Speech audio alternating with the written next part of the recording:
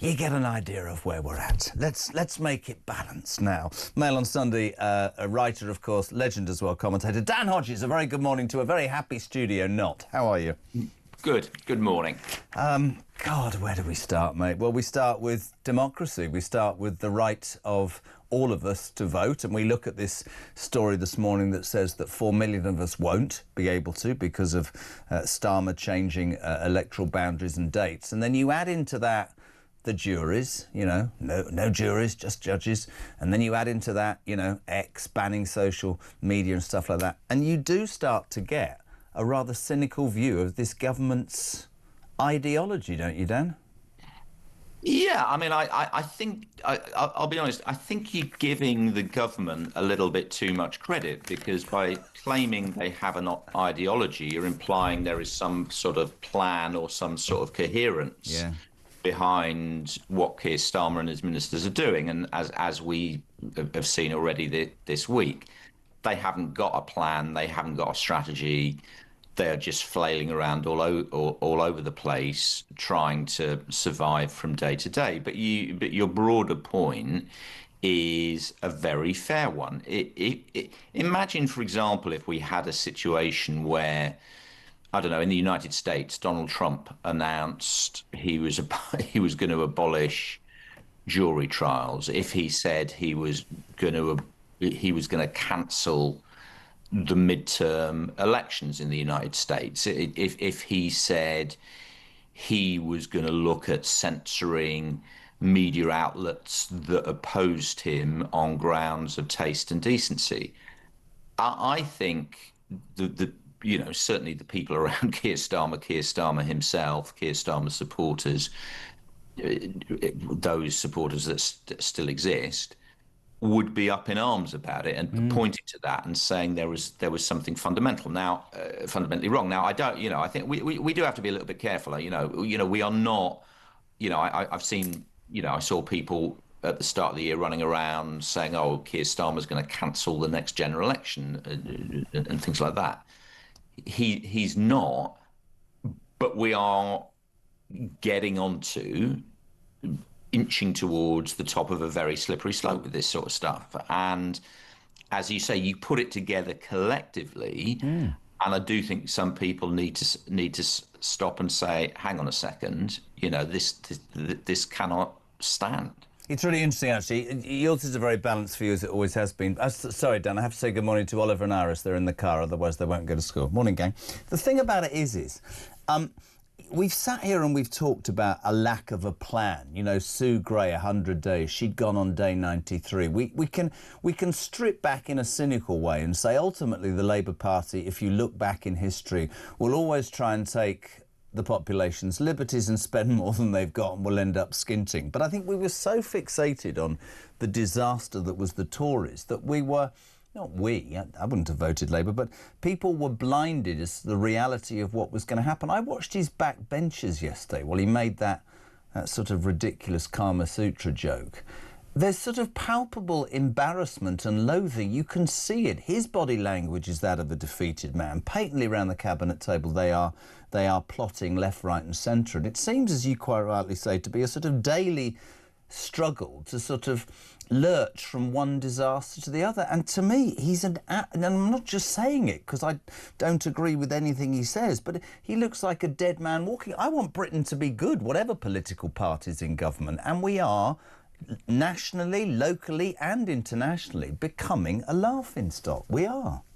Well, you put your finger on it, and you say exactly the same in the Daily Mail, in the Daily Mail this morning. I mean, we no longer have a prime minister in any sort of normal sense of the word. We have a spectre. Keir Starmer, as I say, he has no plan. He has no strategy. Are you surprised at how bad it's gone? Yeah, no, I am. I mean, I was going to come on to that. I mean, you're absolutely right. Obviously, much of our focus, and indeed much of the country's focus prior to the election, was on, frankly, the mess the Tories had made at everything. But I genuinely struggle to align the Keir Starmer we are seeing as Prime Minister with the Keir Starmer who was leader of the opposition. Did he dupe us, or were we all blinded by how appalling that the Tories had done, and we didn't look further? No, I think there's two things. I think we shouldn't sugarcoat it. The last Tory administration was an appalling administration, which is why they were booted out of office by such a huge extent.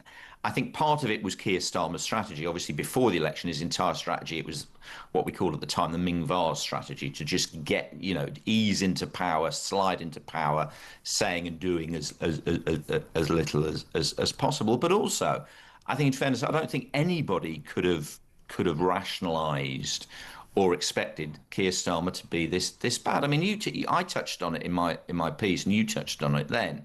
The moment yesterday in Prime Minister's Questions when he stood up and made the Kama Sutra joke, right?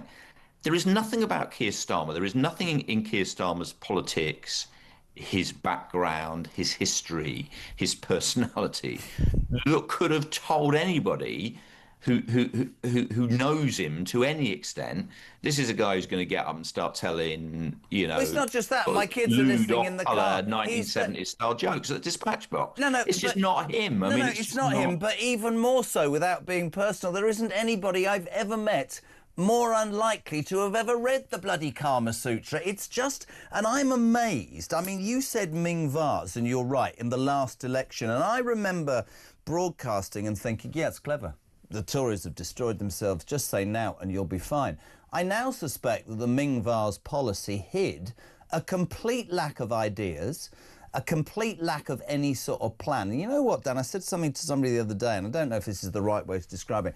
There are many politicians, you've covered many I have over the years. Some are more boisterous, some are more thoughtful, some are very good speakers, some aren't. Some have core values.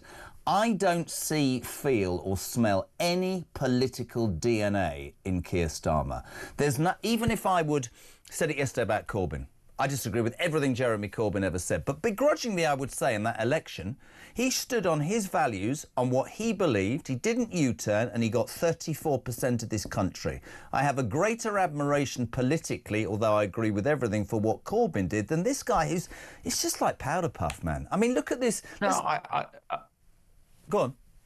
I completely agree with that. Again, the point I make today is, in a sense, I'm not making a political point here, because as you said, he doesn't have any politics. No. So there are certain people. It doesn't matter whether you sit on the right of politics and you wish to see a sort of a right-wing vision for the country.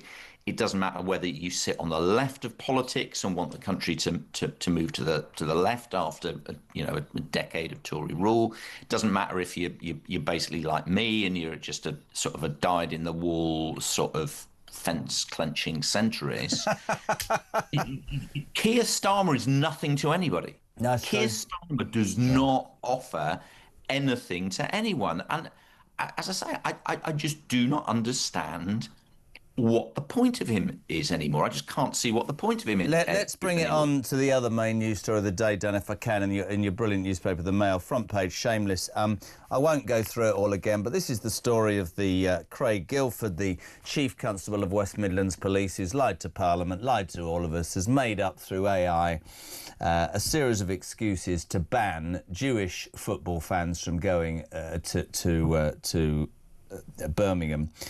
As I said earlier, in a very calm way, I am only after one thing here, which is to hope that we can achieve a police force left and right across this country that polices about crime and what's right and what's wrong, and doesn't base how it treats would-be criminals, liars, thieves or whatever differently, judging by whatever religion, creed, colour of their skin. I think it's an absolutely outrageous thing.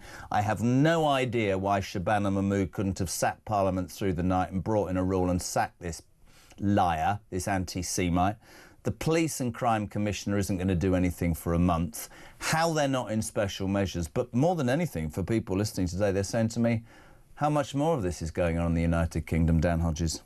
But I mean, this is one of the. This is up there with the, and we've had a few of them over the last few years.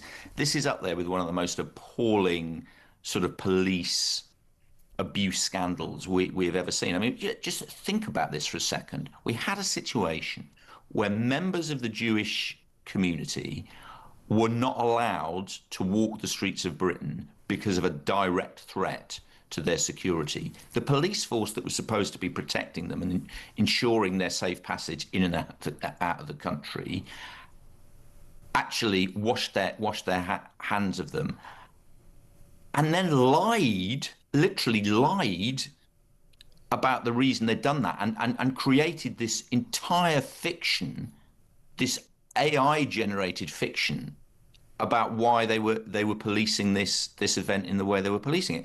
And to come on to the other point, let's set aside the appalling racism that underpins this entire scandal. Racism, by the way, that if it had been perpetrated against any other minority ethnic group, people on the left would be absolute up in arms about this. I mean, racism, I have to jump in. You've touched upon my absolute bugbear, Dan. I find any racism abhorrent, and I'm just saying that to tick boxes, but quite how blatant anti-Semitic racism does not get treated in the same way as other appalling examples is, I think, one of the biggest stains on this country right now. We can see it. People talk about racism and then they talk about anti-Semitism as if they're entirely, separate things. But even within that context, you said at the beginning, what you want to see is, effective, good old-fashioned, solid policing. The key element of this, which I don't think is being picked up on enough, is what is a major British police force doing, utilising AI in this context? Yeah. Why was it relying on some sort of AI-generated report? It didn't have to. There was an actual report from the police in Amsterdam following the incident that had occurred. They could have simply spoken directly and accessed the actual intelligence about the event rather than relying on AI. I have absolutely no idea how they got. Do you fear this could be around in other forces where the law and order guardians, as I call them, are making decisions based on not upsetting local community leaders? Well, I think there are two things. I mean, that has clearly happened in this case. It's clearly happened in this case. But also, as I should say, I think we need to look into that. I also think we need to look into how the police are utilising AI. As we've been told, this formed a fundamental part of this ridiculous scandal. Makes people lose faith, though, doesn't it? And then, of course, what it does is it builds up the narrative amongst the conspiratorial who say, well, it's free speech, our ability to vote, the police are... And you look at it and you go, I'm not actually speaking out of turn. I'm going to finish with another story in your paper that makes me want to headbutt the desk in which I'm sat behind. You'll know this story. This is last week, in the middle of the week, we had Keir Starmer wanted to ban X, and like many others, that Grok AI thing, disgusting. But I think if you're going for one platform and not the other, you can be accused of many things. Then he launches an app on TikTok on the same day because the optics of his government are so appalling. An exclusive by Bill Curtis on page 20 of the Mail today. App funded by the Home Office that actually proving to be a pull factor for illegal migrants. This is unbelievable. Just Good Work, which was developed partly by Migrant Help, a charity that got nearly £400 million from the taxpayer, is being used as a pull for people to come. It says the UK is a beautiful country with great transport links for easy national and international travel. Why not come over? I honestly, Dan, I'm beginning to think I should go and live in North Korea. Well, I wouldn't do that. But I mean, the one thing I would say is if people are arriving in this country because they think it has these wonderful transport links, I think they're in for a slight shock when they get it. But again, I mean, it's just it goes back to what we were talking about how the government literally has no strategy, no plan, no coherent message, no coherent vision, and the reality is you and I have been banging on about this for weeks, months. It's not going to change. No. Yeah, everybody knows that. Every Labour MP knows it. Every cabinet minister knows it. Everybody in the country knows it. None of this is going to change at a minimum until Keir Starmer is gone. You know, what are we playing out, continuing to play out this farce for? Couldn't agree Keir more. Starmer has not got it. We know he's not got it. It's time for the Labour Party, for the sake of the country and for the Labour Party, actually, to move on from this guy now. Great having you on, mate. Great piece in the Mail as ever. Great debate as well. Dan Hodges, thank you so much indeed. We'll see you next week. We're live across the UK on the Talk Breakfast Show, 8:22. It's National Pothole Day.